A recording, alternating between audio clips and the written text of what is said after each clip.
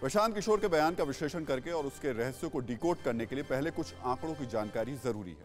सबसे पहले बात 2014 लोकसभा चुनाव की। 2014 लोकसभा चुनाव में बीजेपी को 31.3% वोट मिले। इस चुनाव में कांग्रेस को 19.5% वोट मिले। 2014 लोकसभा चुनाव में अन्य दलों को 49.2% वोट मिले। यानी 2014 के लोकसभा चुनाव में बीजेपी विरोधी दलों को करीब 68% से ज्यादा वोट मिले। फिर बीजेपी कैसे जीती, इसका जवाब हम आपको देंगे, लेकिन पहले आपको बताते हैं कि 49.2% वोट को अन्य दलों को मिला। उसमें Samajwadi party, BSP, TMC, AIADMK और बीजू जनता दल जैसी पार्टियां शामिल थीं। इन सभी पार्टियों को वोट बीजेपी से ज्यादा मिला, लेकिन ये पार्टियां अलग अलग बीजेपी से लड़ रही थी। कई बार ये पार्टियां एक दूसरे के खिलाफ भी लड़ रही थी। इसलिए बीजेपी से ज्यादा वोट मिलने के बाद भी ये पार्टियां बीजेपी को हराने में नाकाम रही थी। 2014 जैसी कहानी ही 2019 में भी दोहराई गई, लेकिन इस बार किस्सा थोड़ा अलग था।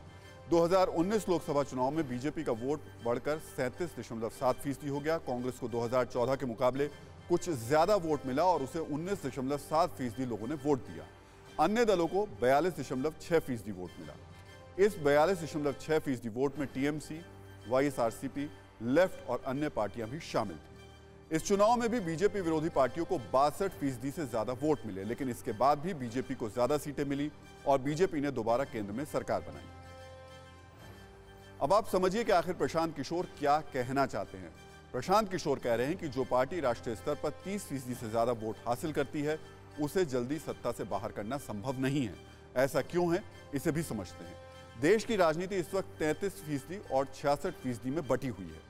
बीजेपी को एक तरफा 33% या इससे ज्यादा वोट मिल रहा है। बीजेपी विरोधी दलों को 66% के करीब वोट मिल रहा है। अब सवाल ये कि आखिर जब बीजेपी को महज 33% या उससे ज्यादा वोट मिल रहा है और बीजेपी विरोधियों को 66% के करीब वोट मिल रहा है, तो फिर बीजेपी कैसे सत्ता में है और कैसे रहेगी? इसका जवाब हमें मौजूदा राजनीतिक हालात में मिले। दरअसल बीजेपी को वही पार्टी हरा सकती है जो उससे ज्यादा यानी 33% से ज्यादा वोट ला सकती हो। कांग्रेस ऐसा कर सकती है, लेकिन उसका संगठन कमजोर है। कांग्रेस की कमजोरी और किसी एक बीजेपी विरोधी गठबंधन नहीं होने के कारण बीजेपी विरोधी वोट का बंटवारा हो रहा है। राज्यों में कई बीजेपी विरोधी पार्टियां आमने सामने हैं। ऐसे में इन बीजेपी विरोधी पार्टियों को कुल वोट तो बीजेपी से ज्यादा मिलता है, लेकिन वो अकेले अकेले बीजेपी से कम वोट पाती हैं। यूपी, बिहार जैसे राज्य इसके उदाहरण हैं। इन राज्यों में कांग्रेस कमजोर है, इसलिए वोटर दूसरी पार्टियों जैसे समाजवादी पार्टी, बहुजन समाज पार्टी जैसी पार्टियां जो मुख्य विपक्षी दल हैं, ये पार्टियां बीजेपी से लड़ने के साथ ही आपस में भी लड़ रही हैं।